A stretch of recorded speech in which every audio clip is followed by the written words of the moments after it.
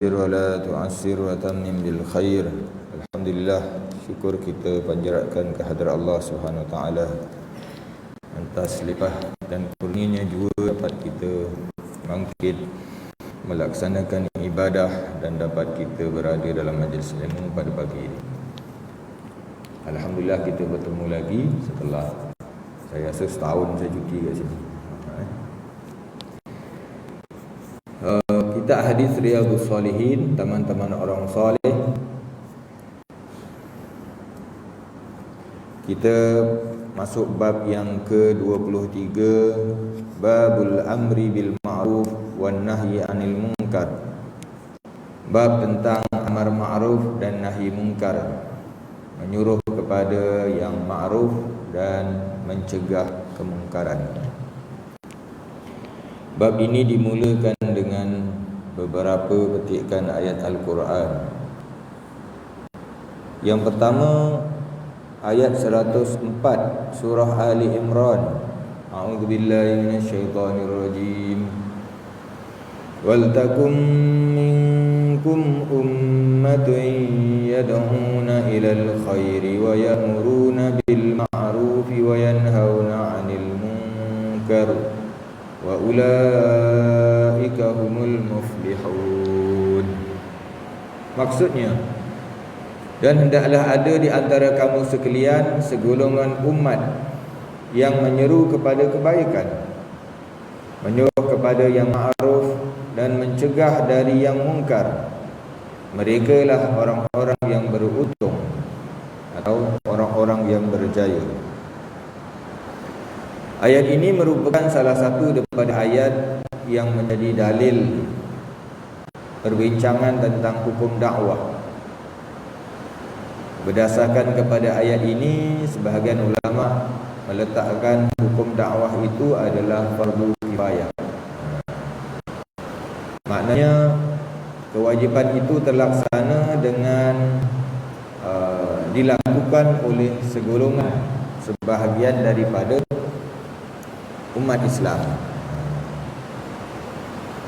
Ada pandangan lain yang menyatakan dakwah itu fardu ain berdasarkan kepada dalil-dalil lain, seperti hadis Nabi sallallahu alaihi wasallam, man ra'a minkum munkaran falyughayyirhu bi yadihi. Siapa yang melihat kemungkaran di kalangan kamu, hendaklah dia mencegah dengan tangannya, dan seterusnya. Hadis itu ada dalam bab ini nanti. Jadi ayat 104 surah Ali Imran itu menyebut perlunya ada segolongan di kalangan kamu. Kamu tu siapa? Kamu tu kita, orang-orang beriman, umat Islam.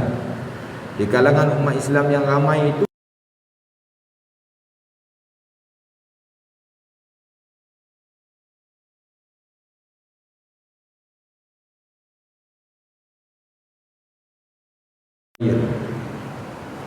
mengajak kepada kebaikan. Apa-apa kebaikan. Yang kedua, ya'muruna bil ma'ruf, menyuruh kepada yang ma'ruf. Tadi yang pertama mengajak kepada kebaikan, yang kedua menyuruh kepada yang ma'ruf. Maka kita boleh faham di sini bahawa menyuruh kepada yang ma'ruf itu berbeza dengan mengajak kepada kebaikan. Ada benda lain. Kalau tidak, masakan Quran sebut berbeza. Walaupun selalu kita sebut secara mudah mengajak kepada kebaikan dan mencegah kepada kemungkaran, tetapi ayat ini menunjukkan di sana ada beza antara mengajak kepada kebaikan dengan menyuruh kepada kemungkaran. Ajak kepada kebaikan ni ajak, seru. Tapi yang amar ma'ruf ni suruh. Dia lebih tegas lagi, ataupun dia ada melibatkan kuasa, pengaruh. Kalau kita tak ada kuasa, tak ada pengaruh, kita ajak je. Tapi kalau kita ada kuasa, kita ada pengaruh, kita kena suruh. Suruh itu lebih kuat lagi. Dan dibezakan juga di antara al-khair, ajak kepada kebaikan, dengan al-ma'ruf, menyuruh kepada yang ma'ruf. Salah satu pandangan ulama ni adalah ma'ruf itu lebih umum daripada kebaikan. Mungkin ada benda yang okey tapi kita tak panggil dia kebaikan, dia lebih luas lagi. Kalau hal-hal tentang ibadah, tentang akhlak mulia, itu mungkin masuk kategori kebaikan, tapi ma'ruf lebih luas lagi. Mungkin contoh yang lebih umum, menyusun. Kalau kita dekat surau, kita masuk surau, selipar tu bersepah, kita susun jadi elok. Itu mungkin kita tak panggil ibadah, kita tak panggil akhlak mulia, tapi dia lebih luas lagi, masih lagi ma'ruf. Ma'ruf ni pada perkataan arafa yang maknanya kenal. Ma'ruf makna yang dikenali. Kita bahasa Melayu pun selalu guna, benda tu ma'ruf, makna benda tu kita biasa, kita tahu, kita kenal. Maka benda yang okey, yang tidak buruk itu kita panggil ma'ruf. Parking kereta dengan betul, ikut petak dia, membersihkan kawasan persekitaran, ini lebih luas lagi daripada makna al-khair tadi. Itulah ma'ruf. Ada ulama pula kata kebaikan itu lebih khusus, kebaikan itu lebih terbuka, sedangkan ma'ruf itu dalam sistem. Bila dia berada dalam sistem dipanggil ma'ruf. Nanti dia ada kaitan dengan kemungkaran. Kalau ma'ruf itu benda baik dalam sistem, mungkar itu benda buruk dalam sistem. Jadi kita pergi pada sifat yang ketiga pula, sifat yang perlu ada pada golongan tadi, iaitu yanhauna 'anil munkar, mencegah kemungkaran. Apa-apa yang mungkar kena dicegah. Bukan sekadar maksiat. Maksiat itu hanya salah satu bentuk kemungkaran. Mungkar itu lebih luas lagi. Kalau kita banding dengan yang contoh-contoh yang tadi, perkara ibadah, akhlak mulia itu masuk kategori perkara baik. Bila lawan dia ibadah, lawan dia maksiat. Kalau ma'ruf, lawan dia mungkar. Maksiat itu lebih khusus, mungkar itu lebih luas lagi. Maksiat itu mungkin dalam bentuk perkara-perkara syirik, perkara akhlak buruk, ataupun dosa-dosa yang dikerjakan oleh manusia, berzina, minum arak. Mungkar diluas lagi. Minum arak, berzina itu termasuk mungkar juga, tapi perkara yang lawan tadi macam parking kereta secara sengit, tak tersusun, tak ikut line, itu kita tak kata maksiat. Mungkin kita tak panggil dosa, tapi dia mungkar, diingkari. Hati kita rasa tak sedap, tak elok. Sampah bersepah-sepah di kawasan perumahan atau rumah kita sendiri, dia tidaklah jadi maksiat, tapi dia mungkar. Jadi itu pun kena dicegah.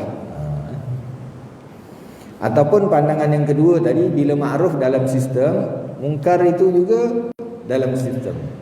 Kalau kesalahan itu dalam bentuk individu, dia minum arak, dia berzina, itu maksiat individu. Tapi bila dibuat secara beramai-ramai, dia jadi mungkar. Itu definisi yang kedua lah. Maknanya orang minum arak seorang-seorang, itu hal dia, dosa dia dengan Allah Ta'ala. Tapi bila dia buat majlis minum arak, majlis yang ada minum arak, ataupun dia buat pesta, itu dah mungkar. Macam juga orang berzina, sama juga. Kalau dia berzina, diri dia senyap dengan pasangan dia, itu maksiat, masih dosa juga. Cuma bila dia buat secara terbuka, ataupun dia ajak orang lain secara terang-terang dalam media sosial ke contohnya, maka dia jadi mungkar.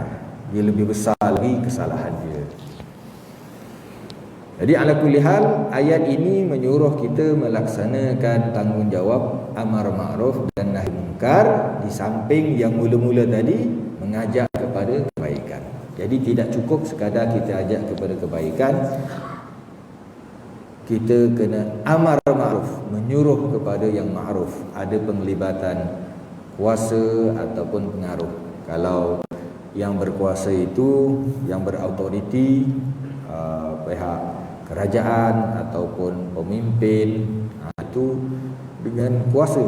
Kalau pemimpin masyarakat, mungkin dia tak ada kuasa tapi dia ada pengaruh. Bayangkan kalau ada orang buat benda mungkar, yang mencegah tu individu biasa, tiba-tiba datang ketua kampung, pengurusi penduduk, pengurusi surau, dia punya kesan teguran tu lebih lagi. Jadi orang yang ditegur tu pun dia ada rasa lebih terkesan pada diri dia, sebab dia ada respect kepada kedua orang yang dia kenal. Jadi kita kena bijak lah. Sebab apa? Kalau dalam ilmu marketing pun pengaruh orang-orang yang dikenali ini memberi kesan kepada pemasaran.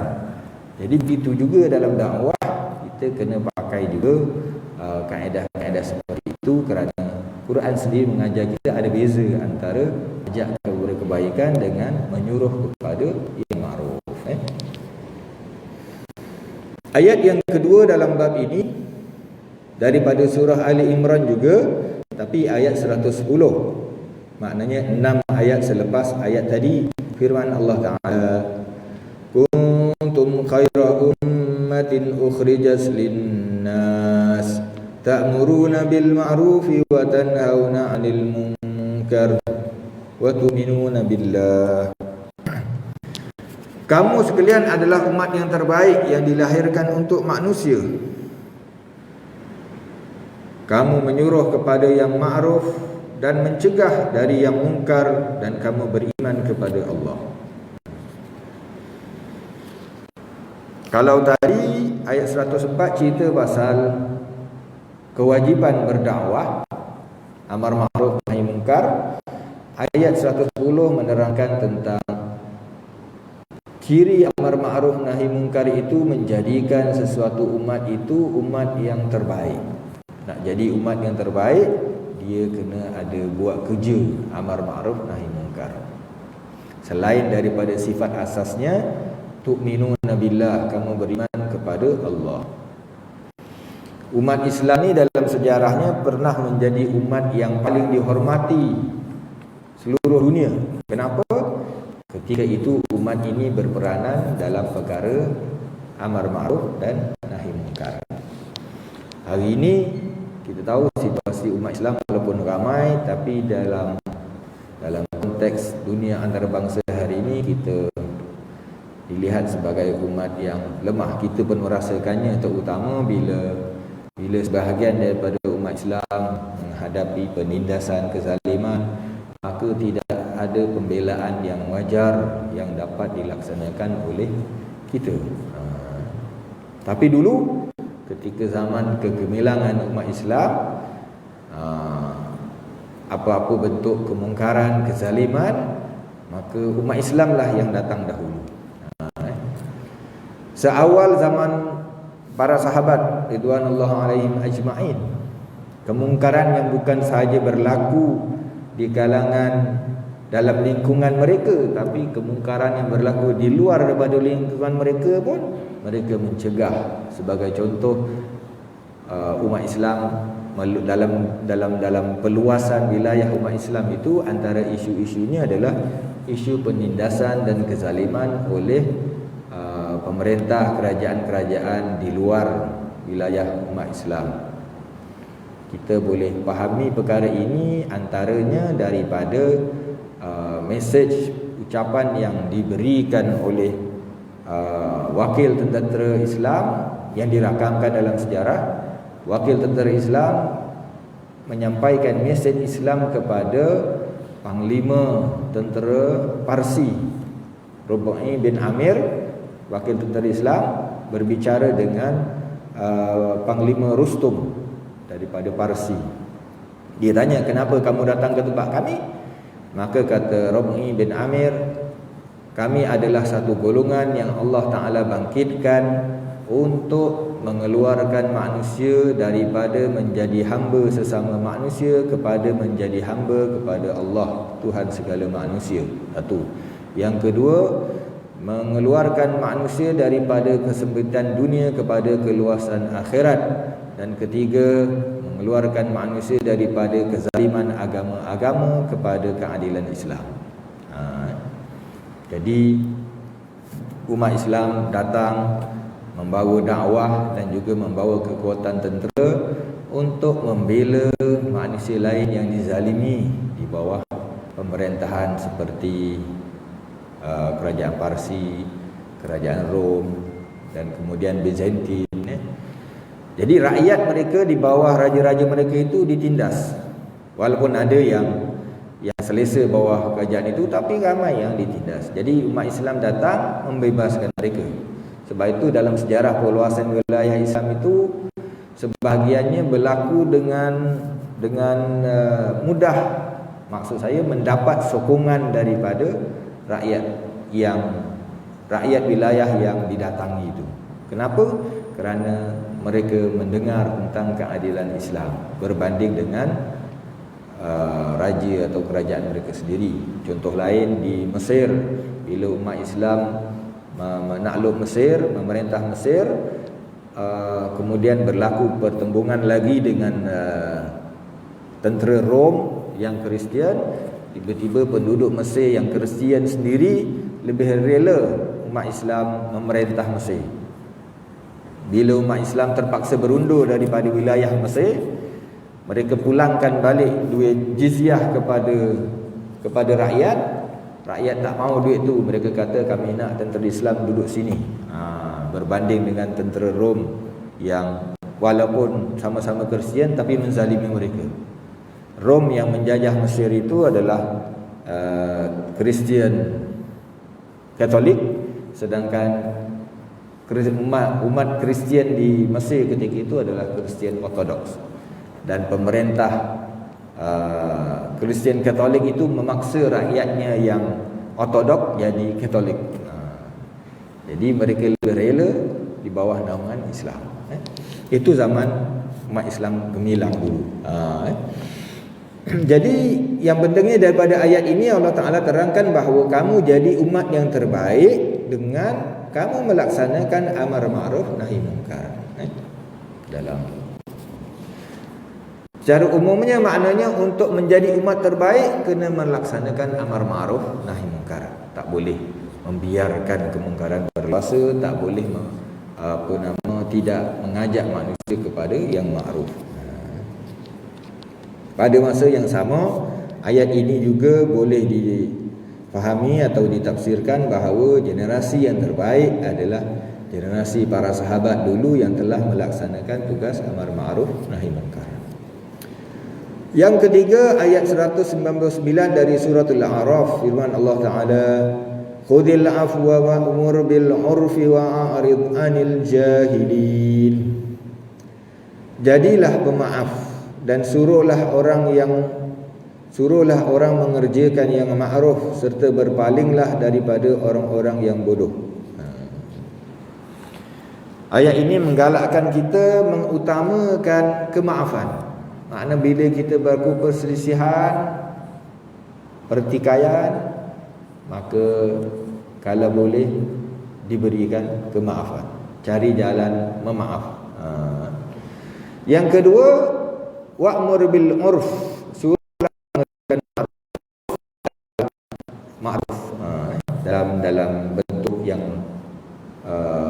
bina kata yang berbeza, tapi suruh kepada yang ma'ruf. Dan a'rid 'anil jahilin, berpalinglah dari orang-orang yang jahil.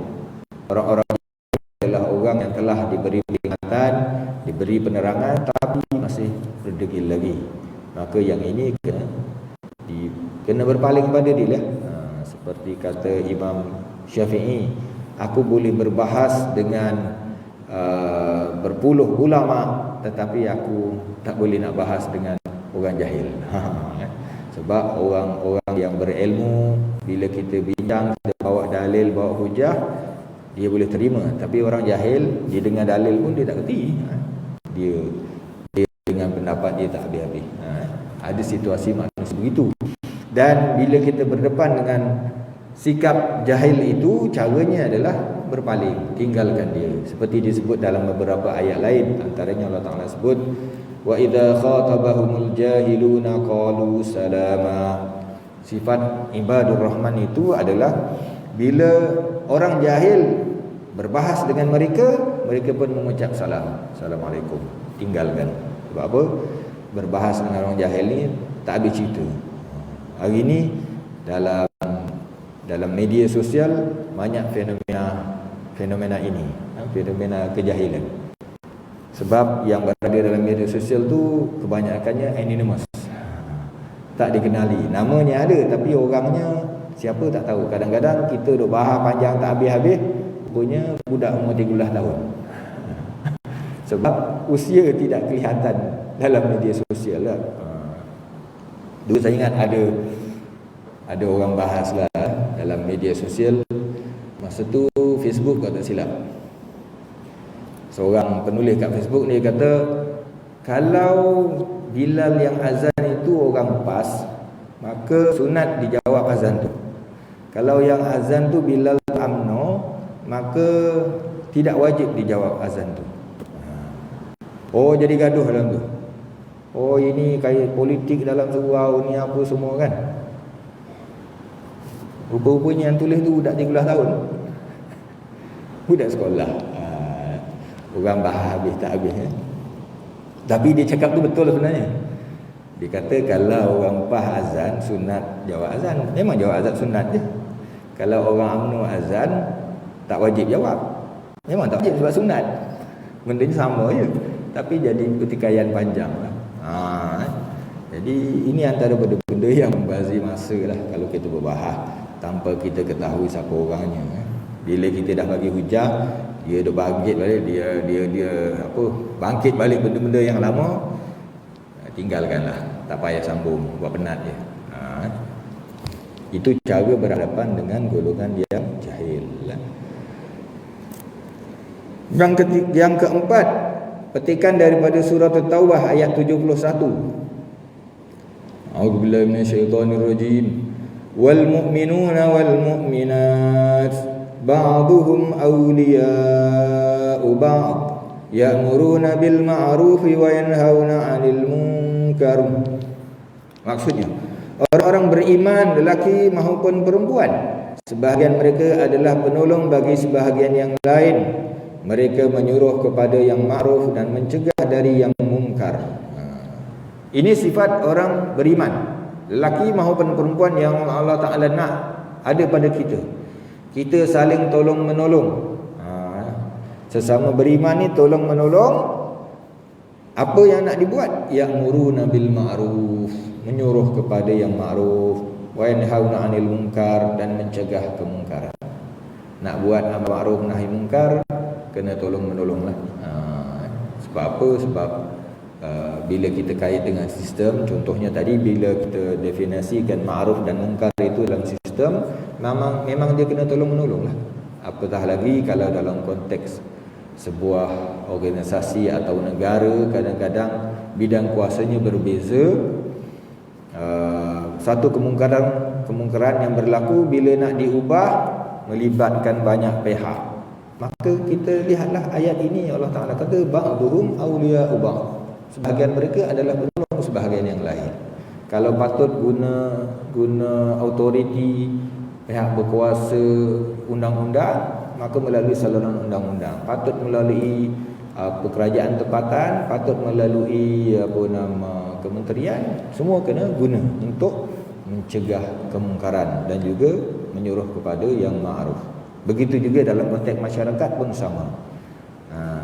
Mungkin ada orang dia nampak kemungkaran tapi dia tak mampu nak cegah, maka dia kontak atau berhubung dengan orang yang lebih berpengaruh atau berautoriti untuk mencegahnya. Tolong menolong, seperti Allah Ta'ala sebut dalam ayat yang lain, wa ta'awanu 'alal birri wat taqwa, tolong menolonglah kamu dalam perkara kebaikan dan takwa, wala ta'awanu 'alal itsmi wal udwan, jangan tolong menolong dalam perkara dosa dan permusuhan. Jadi kalaulah yang buat dosa dan buat maksiat itu boleh saling tolong menolong, maka yang nak buat kebaikan, perkara ma'ruf dan mencegah kemungkaran juga kena tolong menolong. Suratul Maidah ayat 78 hingga 79. Lu'ina alladhina kafaru min bani Israila ala lisani Dawud wa Isa bin Maryam dzalika bima asaw wa kanu ya'tadun.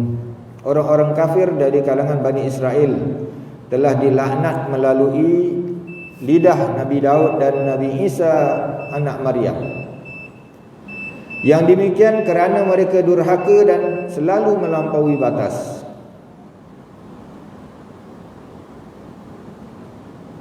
Kanu la yatanahawna an munkarin fa'aluh labisa ma kanu yaf'alun. Mereka satu sama lain tidak melarang tindakan yang mungkar yang mereka perbuat. Sesungguhnya amat buruklah apa yang selalu mereka perbuat itu. Ayat ini ada kaitannya nanti dalam salah satu hadis dalam bab ini. Rasanya hadis yang keberapa ni? Yang belakang-belakang sikit lah. Hadis ke-13 rasanya. Hadis ke-13 nanti. Kita tengok Bani Israel, bangsa yang paling ramai di kalangan mereka menjadi Nabi dan Rasul. Mereka dipimpin oleh para Nabi, termasuk Nabi Daud dan Nabi Isa. Tetapi sebahagian dari mereka telah dilaknat oleh Allah Ta'ala. Bani Israel yang kafir dilaknat. Kenapa? Kerana kedurhakaan yang mereka buat. Mereka melampau batas. Yang melaknat siapa? Yang melaknatnya melalui lidah Nabi Daud. Nabi Daud ni Nabi dan raja mereka. Dan Nabi Isa adalah Nabi di kalangan mereka yang paling akhir. Kalau ikut sejarah Bani Israel ni berasal daripada Nabi Yakub. Anak-anak Nabi Yakub tu ada 12 orang. Itulah asas Bani Israel. Kerana Israel itu sendiri adalah nama Nabi Yakub. Mereka dulu di Palestin, kemudian berhijrah ke Mesir zaman Nabi Yusuf. Kemudian beberapa ratus tahun lepas itu mereka ditindas oleh Firaun, dan Allah Ta'ala bangkitkan Nabi Musa, Nabi Harun untuk membebaskan mereka. Kemudian mereka keluar pada Mesir, dan akhirnya selepas kewafatan Nabi Musa, zaman Nabi Yusha bin Nun, mereka dapat masuk ke Palestin. Dan kemudian lebih hebat lagi pada zaman Panglima Talut, Raja Talut, diwarisi pula oleh Nabi Daud, Raja Daud, kemudian Nabi Sulaiman. Jadi zaman Nabi Daud, zaman gemilang Bani Israel lah. Mereka memerintah di Palestin. Tetapi ada di kalangan mereka yang dilaknat oleh Nabi Daud sendiri, dan juga kemudian selepas zaman Nabi Daud, Nabi Sulaiman, Nabi Zakaria, Nabi Yahya, dan akhirnya Nabi Isa alaihissalam. Bani Israel melakukan kemungkaran yang berbagai, termasuk membunuh para Nabi dan Rasul. Antaranya Nabi Zakaria, Nabi Yahya. Jadi itu kedurhakaan mereka. Dalam ayat lain Allah Ta'ala sebut yaqtulunal anbiya, mereka membunuh para nabi. Yang dibunuh tu bukan orang biasa, bukan orang soleh sahaja, tapi nabi-nabi. Kanu la yatanahawna an munkarin fa'aluh, mereka tidak mencegah kemungkaran yang berlaku sesama mereka. Kalau ikut dalam hadis ke-13 nanti, asalnya kemungkaran itu dicegah oleh orang-orang soleh mereka, oleh ulama mereka. Bila dicegah, mereka buat juga, tak berhenti. Lama-lama yang mencegah tu jadi penat. Mereka nak jaga kedudukan mereka. Walaupun kemungkaran itu berlaku, mereka tegur, tapi mereka pun ada kepentingan dengan orang-orang yang ditegur itu. Lama-lama tak ditegur. Bila lama-lama tak tegur, maka kemungkaran itu berleluasa, mereka dilaknat oleh Allah Subhanahu Wa Taala. di antara laknat atau keburukan yang menimpa mereka itu adalah kerajaan mereka dimusnahkan oleh musuh yang datang daripada luar. Ini kita baca dalam surah Al-Isra. La tufsidunna fil ardi marratain, kamu akan melakukan kerosakan di bumi 2 kali. Fa idza jaa wa'du ulahuma, bila datang janji yang pertama, kemungkaran yang pertama yang dilakukan oleh Bani Israel, ba'athna alaikum ibadan lana, kami hantar kepada kamu hamba-hamba kami yang memiliki kekuatan dan tentera yang hebat. Fajasu khilal diyar, mereka membinasakan rumah-rumah kamu. Ini serangan oleh tentera Parsi ke atas Baitul Maqdis selepas zaman Nabi Sulaiman. Kuncinya kenapa? Antaranya adalah kerana kejahatan mereka sendiri, termasuk membunuh Nabi Zakaria dan Nabi Yahya. Itulah sejarah Bani Israel. Tapi yang kita nak fokus tadi adalah dalam ayat tadi, mereka tidak cegah kemungkaran yang berlaku di kalangan mereka. Maknanya bila mengabaikan kemungkaran, orang-orang yang soleh, orang-orang yang alim tidak mencegah kemungkaran, maka itu mengundang kebinasaan dan laknat daripada Allah Subhanahu Wa Taala. Sebab itulah untuk menjadi umat yang mulia macam dalam surah Ali Imran tadi, kena jaga amar ma'ruf dan juga mencegah kemungkaran. Suratul Kahfi ayat 29.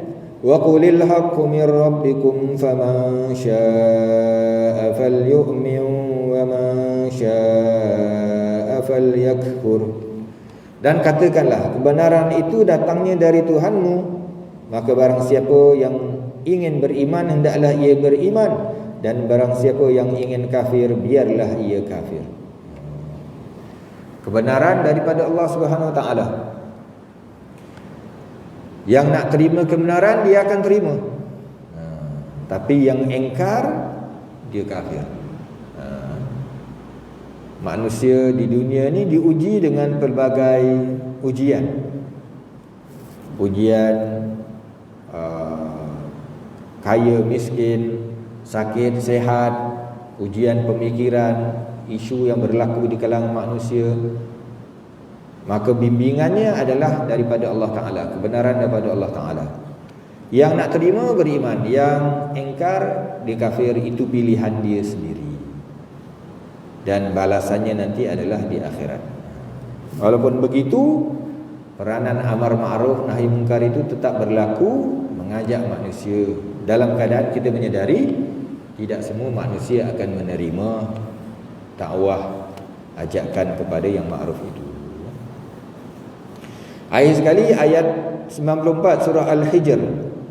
Fasda' bima tu'mar, maka sampaikanlah olehmu secara terang-terang segala yang diperintahkan kepadamu. Allah Ta'ala suruh Nabi SAW menyampaikan apa yang Allah perintahkan kepada baginda, tanpa terganggu ataupun terhalang oleh respon daripada manusia. Sebab kalau nak kira respon manusia, memang kita tak akan terbuatlah kerja-kerja dakwah amar ma'ruf nahi munkar. Tapi salah satu kaedah yang Quran ajar kepada kita adalah wala yakhafuna laumata la'im. Orang yang beriman itu mereka tidak takut dengan celaan orang-orang yang mencela. Kadang-kadang bila kita ajak buat kebaikan pun ada juga orang yang nak mengata, mencela dan sebagainya. Maka kita tengoklah ayat tadi, Allah Ta'ala kata kepada Nabi SAW, sampaikan apa yang terus diperintahkan kepada kamu. Itulah beberapa ayat yang sempat kita baca pagi ini. InsyaAllah dalam kuliah akan datang kita sambung satu lagi ayat dan juga hadis-hadis yang seterusnya. Ada apa-apa? Jika tak ada, sekadar itulah untuk pagi ini. Yang baik pada Allah SWT, yang kurang datang dari kelemahan diri saya. Aku qauli hadza wa astaghfirullahalazim li wa lakum. Kita tangguh kuliah ini dengan tasbih kifarah dan suratul asr. Subhanallah wa bihamdihi, subhanakallahumma bihamdik, asyhadu an la ilaha illa anta, astaghfiruka wa atubu ilaik. Bismillahirrahmanirrahim. Wal 'asri innal insana lafi khusr illa alladhina amanu wa 'amilus solihati wa tawassaw bil haqqi wa tawassaw bis sabr. اللهم صل على سيدنا محمد وعلى ال محمد اللهم افتح علينا فتوح العارفين بحكمتك وانشر علينا من خزائن رحمتك يا ذا الجلال والإكرام ربنا آتنا في الدنيا حسنة وفي الآخرة حسنة وقنا عذاب النار صلى الله على سيدنا محمد وعلى آله وصحبه وسلم الحمد لله رب العالمين. السلام عليكم ورحمة الله وبركاته.